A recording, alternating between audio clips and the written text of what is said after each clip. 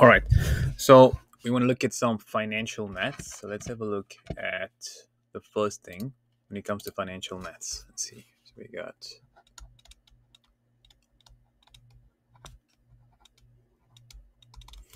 some GST and the concept of GST. And then we can look at some simple interest. And we'll look at compound interest as well.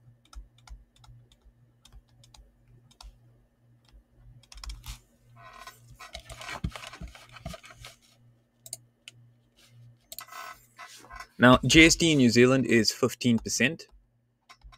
And what we must remember is that GST stands for Goods and Services Tax.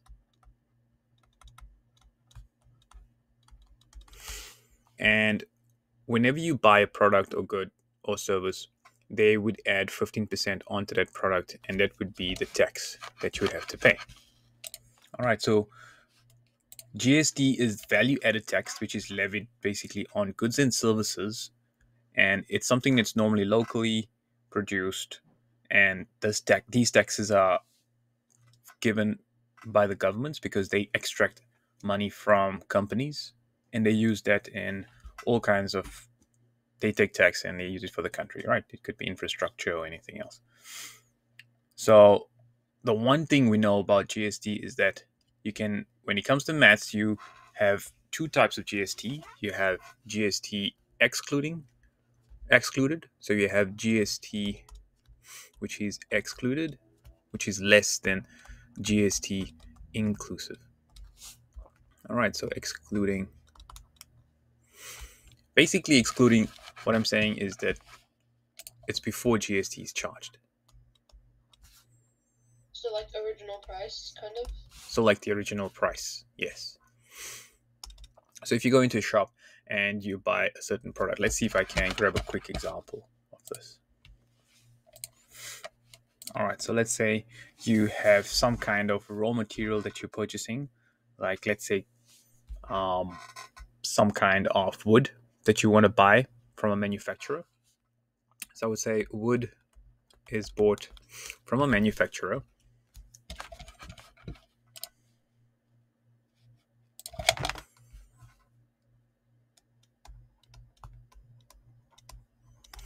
For, let's say, $200. All right, $200 worth. And this is excluding GST. Now there's two ways of calculating it. The first method, I'm going to call it method number one.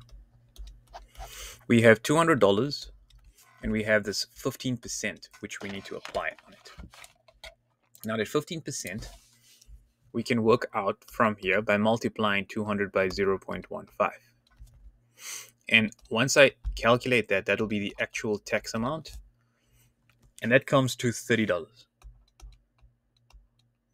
We know that 10% is 20. Actually, it's more than that, sorry. 15%. 15% of 100 is 15. And 15% of 200 is 30. So that's correct. So we got $30.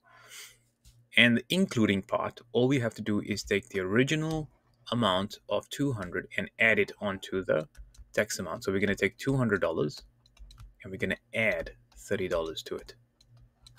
And so that comes to $230, including tax. Now you can do all of this in one go, in one step, if you use what is known as a multiplier. Now to calculate the multiplier, it's built on some kind of factorization. This is how they develop the multiplier method. The multiplier method is some kind of factorization which takes place. So you have 200 times 0.15 plus 200 equals 230, right? That's where we're getting all this information from here, right? Now what I'm going to do is I'm going to factorize the 200 and I'll be left with 0.15 plus 1, which is equal to 230. And this over here becomes the multiplier, 1.15. And this is now method 2, where GST excluding is 200 And so what we have to do is just multiply it by 1.15. And that comes to... Wait, so is GST excluding 200 times 1.15? So then we take the 200 and we multiply it by 1.15, and straight away it gives me the answer $230 in one go. And this is method number 2. Method number 2 is we are using this multiplier and we're doing it in one go, in one step. Let's say I take another example.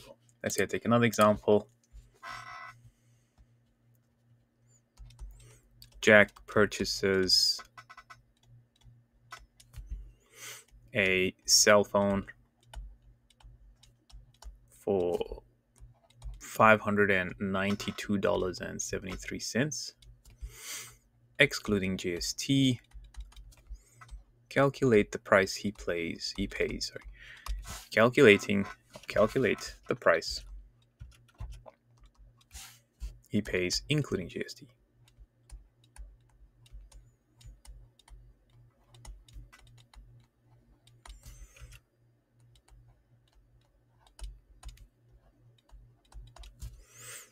So what we have to do here is we use method number 2, for example, which is the multiplier method. All we have to do is take 592.73 and multiply it by 1.15.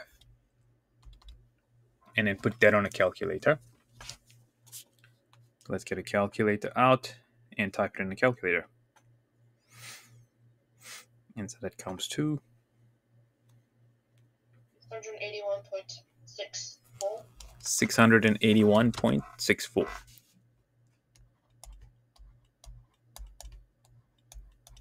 And that would be the price, including GST.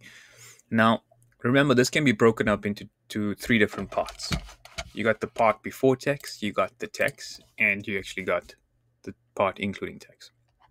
The part before tax is basically 59273 GST, goods and services tax. And the tax is calculated now. The tax is calculated by taking 681 and multiplying it by, minusing it from 681.64.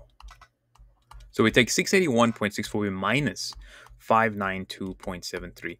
And the difference between these two amounts is going to be my tax that I have to pay.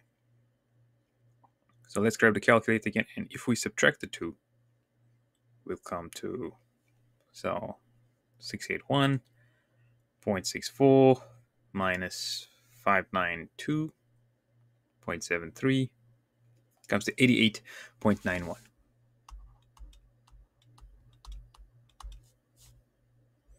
And then the after amount is when we add those two together, or we just write 681.64. So we have 3 different parts to this: before tax, the tax, and after tax. So a question can ask us at any point in time. We can be given this, asked to find the excluding amount. We can even be asked to find the tax. And when we go backwards, if I have to go backwards, let's suppose I want to find out what this amount is. All right. And I multiply this by 1.15. And it's equal to 681.64. In order to calculate the unknown amount, I then have to divide. So I would divide by 1.15. And that would give me 592.73. So when we're going from including GST to excluding GST, we would divide by 1.15. And when we would go from excluding GST to including GST, we would multiply by 1.15. So in summary, we could have GST excluding, then we have the actual GST amount, and then we have GST including. And we could possibly, let's develop some kind of table of values here.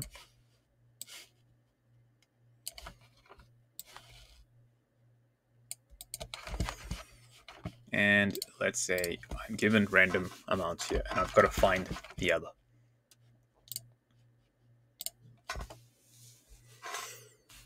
So let's suppose I start off with $400, excluding. I want to find the GST amount and the GST inclusive amount. Or I want to find the excluding. I'm given the including amount to be $700. I got to find this amount and the starting amount. And then in another case, I could be given $320 and asked to find GST. Or I could be given $1,000, $150. And this could be a different percentage. GST is 15% in New Zealand, but if it's in another country, it could be different. But let's say this GST amount is different specifically for Part C and Part D, working backwards. So if I go from 400 and I need to calculate the GST amount, all I have to do is multiply it by 0.15. This is using method 1, right? So 400 multiplied by 0.15. What will that come to? Let's see.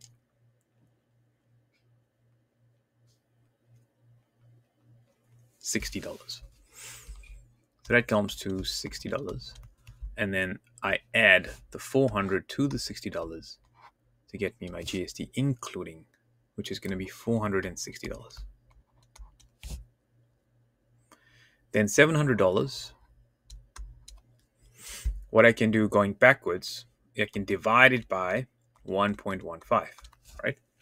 You can divide it by 1.15 to get the original amount. So I could take, and this is using method 2, 700 divided by 1.15 comes to 608.70, right? So $608.70. And that would be the initial amount.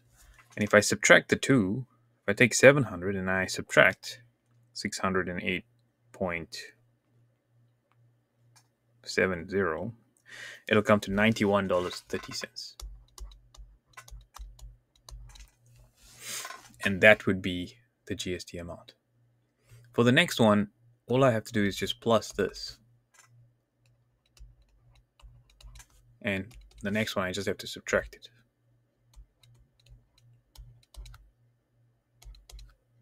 And that would be all the amounts I would end up there with.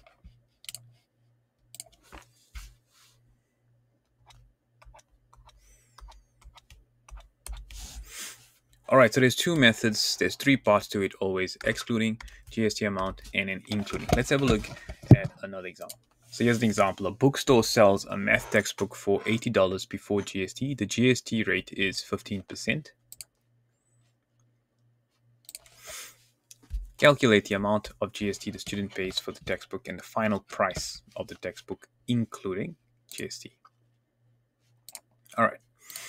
So this example here, what we have is, so a math bookstore sells a math book $80 before GST. So we know that in order to calculate this amount, we could take a simple idea of $80 and multiply it by 1.15.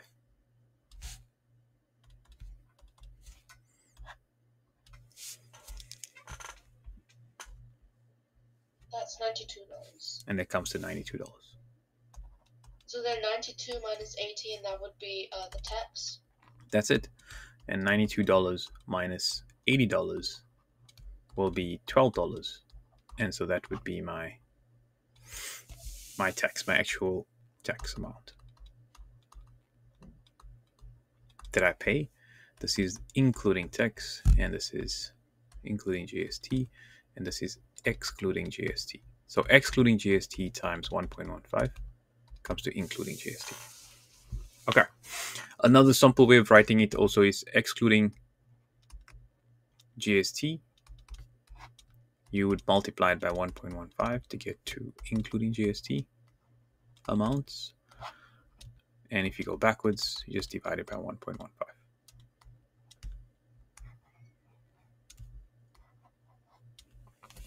in New Zealand.